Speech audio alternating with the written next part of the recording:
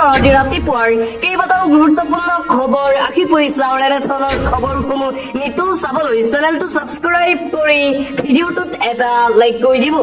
11 বজালৈ খোলা থাকিব জুবিন ক্ষেত্ৰ। সুদৰ্শন জুবিন ফেন ক্লাবৰ আহ্বানলৈ সঁহাৰি মুখ্যমন্ত্ৰী শৰ্মাৰ।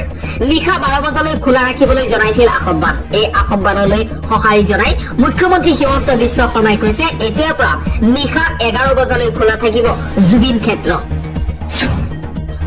ৰক্ষাত্ৰী এতিয়া ভক্ষক হবলৈ আৰম্ভ কৰিছে। হিমন্ত বিশ্ব শৰ্মাৰ বিৰুদ্ধে ফেচবুক পোষ্ট বিধায়ক অখিল গগৈ কৈছে ৰীতা চৌধুৰী বাইদেউ মুখ্যমন্ত্ৰীৰ প্ৰত্যক্ষ শিক্ষক আছিল।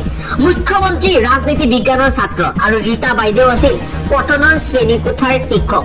আজি মুখ্যমন্ত্ৰীয়ে গুৰু দক্ষিণা দিলে ৰীতা বাইদেউ। হিমন্ত বিশ্ব শৰ্মাৰ দুমুখীয়া চৰিত্ৰৰ আচল ৰূপ প্ৰকাশ পাইছে। এইবাৰ সৰব হৈ পৰিছে দেৱব্ৰত শইকীয়া। দেৱব্ৰত শইকীয়াই কৈছে জনগণক নৈতিকতাৰ কথা কৈ ধৰ্ম সংস্কৃতিৰ বাটত চলাৰ উপদেশ দিয়াৰ নামত যি মুখেৰে তেওঁ দিনত উন্নয়নৰ ঢোল বজাই সেই একেখন মুখেৰে নিশা গুৱাহাটীত মদৰ বেপাৰ চলাই ৰাখিবলৈ অনুমতি দিয়ে।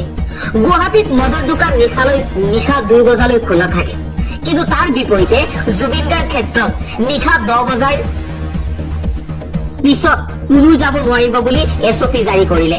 মদৰ দোকান 2 বজালৈ খোলা থাকিলে ওচৰ পাজৰৰ পৰিৱেশ বিনষ্ট নহয়, মাত্ৰ জুবিন ক্ষেত্ৰলৈ 10 বজাৰ পিছত গলে সেই পৰিৱেশ বিনষ্ট হয় নেকি? জুবিন গাৰ্গক সমালোচনা কৰি এবাৰ ভুল স্বীকাৰ কৰিলে দুলু আহমেদে দুখ ঠেলি দিলে লুৰিণজ্যোতি গগৈলৈ। দুলু আহমেদে কৈছে তেতিয়া মই জাতীয় পৰিষদৰ উপসভাপতি আছিলো। জুবিন গাৰ্গে জাতীয় পৰিষদক লৈ কিবা এটা কৈছিল। লুৰিণজ্যোতি গগৈৰ নিৰ্দেশতহে সেই সময়ত মই জুবিন গাৰ্গক সমালোচনা কৰিলো বুলি মন্তব্য কৰিছে দুলু আহমেদে। প্ৰদূষণৰ বাবে ভয়ংকৰ ভৱিষ্যতৰ দিশে গৈ আছে ভাৰত। প্ৰদূষিত বায়ুৰ মাজত জীৱন নিৰ্বাহ কৰাৰ বাবে ভাৰতবৰ্ষত 20 লাখ লোকৰ মৃত্যু হৈছে। ষ্টেট অৱ গ্ল'বেল এয়াৰৰ প্ৰতিবেদনত প্ৰকাশ পাইছে এই তথ্য। এতিয়াৰ পৰা এজন পুৰুষে একাধিক বিয়া কৰালে 7 বছৰ পৰ্যন্ত জেলৰ ভাত খাব লাগিব। 25 নৱেম্বৰত এখন কঠোৰ আইন হিমন্ত বিশ্ব শৰ্মাৰ চৰকাৰে আনিব। শিলচৰৰ জনসভাত মুখ্যমন্ত্ৰী হিমন্ত বিশ্ব শৰ্মাই এই মন্তব্য কৰিছে। এতিয়াৰ পৰা এজন পুৰুষে একাধিক বিয়া কৰালে 7 বছৰ পৰ্যন্ত জেলত থাকিব লাগিব। জুবিন গাৰ্গৰ ন্যায় বিচাৰি ৰাজপথত সাংসদ গৌৰৱ গগৈ।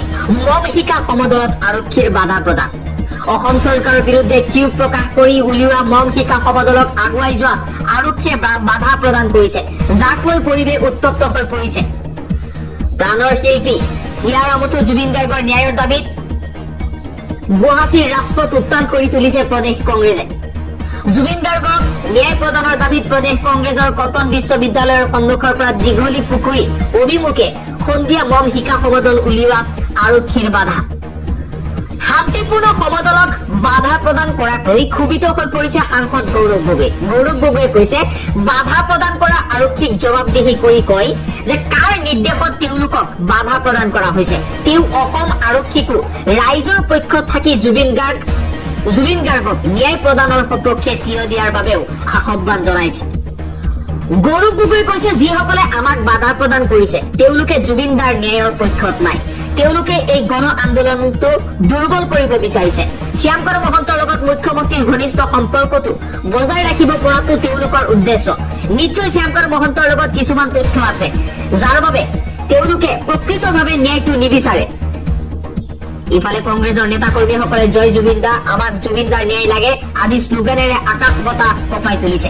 সাংসদ গৌৰৱ গগৈৰ নেতৃত্বত মম লৈ উলিওৱা সমদল সাংসদ ৰকিবুল হুছেইন, প্ৰাক্তন সাংসদ ৰিপুন বৰা, বিধায়ক ৰকিবুদ্দিন আহমেদ, প্ৰদেশ কংগ্ৰেছৰ প্ৰাক্তন সভাপতি ভূপেন বৰাকে ধৰি প্ৰদেশ কংগ্ৰেছৰ ভালে সংখ্যক বিধায়ক আৰু নেতা কৰ্মীয়ে অংশগ্ৰহণ কৰিছে।